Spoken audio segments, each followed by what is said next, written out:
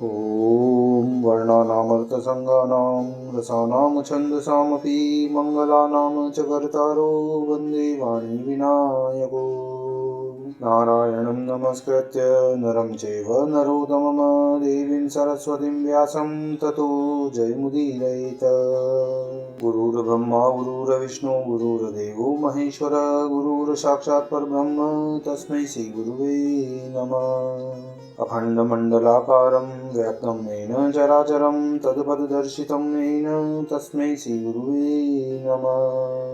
बोलिए सियावर रामचंद्र भगवान की जय, राधावर कृष्ण कन्हैया लाल भगवान की जय, उमा महेश्वर भगवान की जय, गायत्री ब्रह्मदेव भगवान की जय, सद्गुरुदेव भगवान की जय, माता पिता गुरुदेव की जय, समस्त देवी देवतागण भगवान की जय, समस्त संतगण भगवान की जय, समस्त भक्तगण भगवान की जय।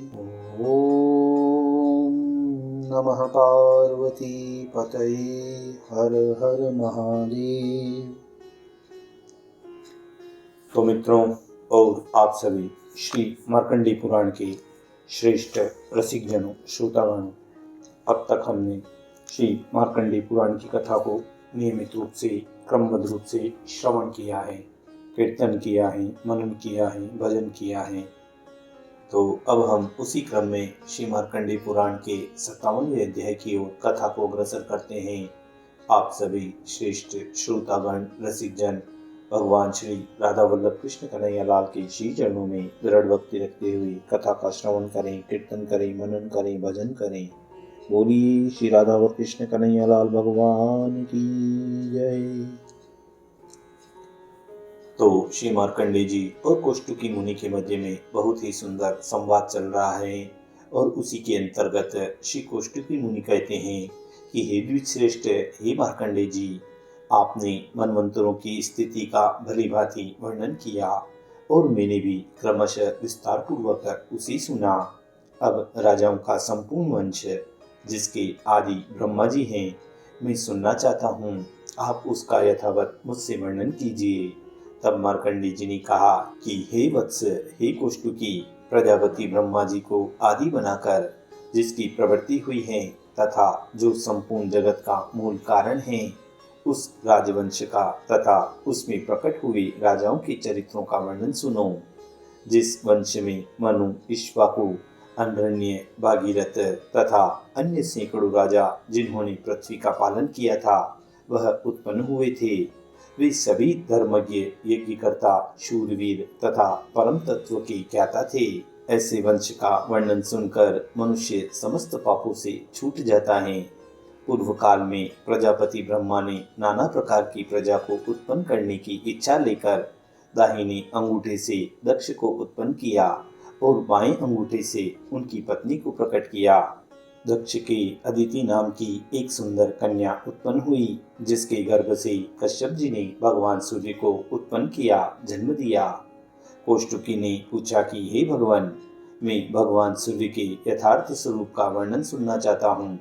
वे किस प्रकार कश्यप जी के पुत्र हुए, कश्यप और अदिति ने कैसे उनकी आराधना की, उनके यहाँ अवतीर्ण हुए भगवान सूर्य का कैसा प्रभाव है, ये सब बातें आप यथार्थ रूप से बताइए। तब मार्कंडेय जी बोले, हे ब्राह्मण, पहले यह संपूर्ण लोक प्रभा और प्रकाश से रहित था। चारों ओर घोर अंधकार घेरा डाले हुए था।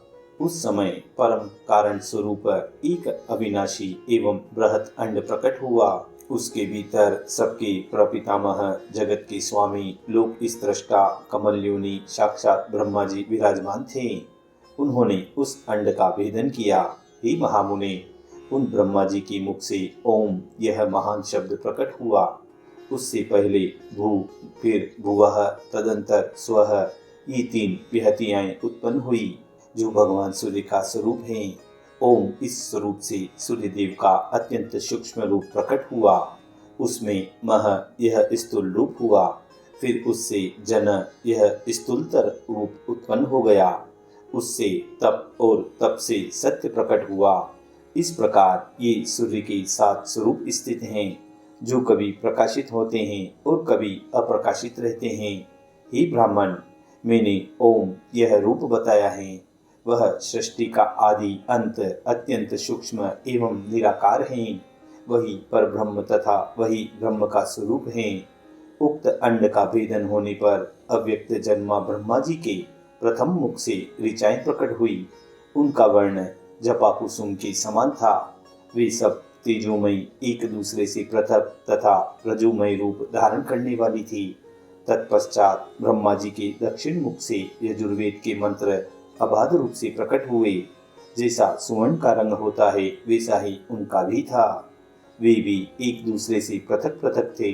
फिर परमेष्टि ब्रह्मा के पश्चिम मुख से सामवेद के छंद प्रकट हुए। संपूर्ण अथर्ववेद जिसका रंग भ्रमर और कज्जल राशि के समान काला है तथा जिसमें अभिचार एवं शांति कर्म के प्रयोग हैं, ब्रह्मा जी के उत्तर मुख से प्रकट हुआ। उसमें सुखमय सत्वगुण तथा तमोगुण की प्रधानता है। वह घोर और सौम्य रूप हैं। ऋग्वेद में रजोगुण की, यजुर्वेद में सत्वगुण की, सामवेद में तमोगुण की तथा अथर्ववेद में तमोगुण एवं सत्वगुण की प्रधानता है। ये चारों वेद अनुपम तेज से दीप्तिमान होकर पहले की ही भांति पृथक पृथक स्थित हुए। तत्पश्चात वह प्रथम तेज जो ओम श्री नाम से पुकारा जाता है, अपने स्वभाव से प्रकट हुए ऋग्वेदमय तेज को व्याप्त करके स्थित हुआ। हे महामुने, इसी प्रकार उस प्रणव रूप तेज से यजुर्वेद एवं सामवेदमय तेज को भी आवृत कर लिया। इस प्रकार उस अधिष्ठान स्वरूप परम तेज ओंकार में चारों वेदमय तेज एकत्व को प्राप्त हुए। हे ब्राह्मण, तदंतर वह पूंजीभूत उत्तम वैदिक तेज परम तेज प्रणव के साथ मिलकर जब एकत्व को प्राप्त होता है, तब सबके आदि में प्रकट होने के कारण उसका नाम आदित्य होता है। हे महाभाग, वह आदित्य ही इस विश्व का अविनाशी कारण है। प्रातः काल, मध्याह्न काल और अपराह्न काल में आदित्य की अंगभूत वेदत्री ही, जिसे क्रमशः ऋग, यजु तथा साम कहते हैं, वह तपती हैं। पूर्वाह्न में ऋग्वेद, मध्याह्न में यजुर्वेद तथा अपराह्न में सामवेद तपता है। इसीलिए ऋग्वेदोक्त शांति कर्म पूर्वाह्न में, यजुर्वेदोक्त पौष्टिक कर्म मध्याह्न में तथा सामवेदोक्त अभिचारिक कर्म अपराह्न काल में निश्चित किया गया है। अभिचारिक कर्म मध्याह्न और अपराह्न दोनों कालों में किया जा सकता है, किंतु पितरों के श्राद्ध आदि कार्य अपराह्न काल में ही सामवेद के मंत्रों से करने चाहिए। सृष्टि काल में ब्रह्मा ऋग्वेदमय, पालन काल में विष्णु यजुर्वेदमय तथा संहार काल में रुद्र सामवेदमय कहे गए हैं। अतः एवं सामवेद की ध्वनि अपवित्र मानी गई है। इस प्रकार भगवान सूर्य वेदात्मा, वेद में स्थित वेद विद्या स्वरूप तथा परम पुरुष कहलाते हैं। वे सनातन देवता सूर्य ही रजोगुण और सत्वगुण आदि का आशय लेकर क्रमशः सृष्टि, पालन और संहार के हेतु बनते हैं और इन कर्मों के अनुसार ब्रह्मा, विष्णु आदि का नाम धारण करते हैं। वे देवताओं द्वारा सदा सत्वन करने योग्य हैं, वेद स्वरूप हैं। उनका कोई पृथक रूप नहीं है। वे सबके आदि हैं। संपूर्ण मनुष्य उन्हीं के स्वरूप हैं।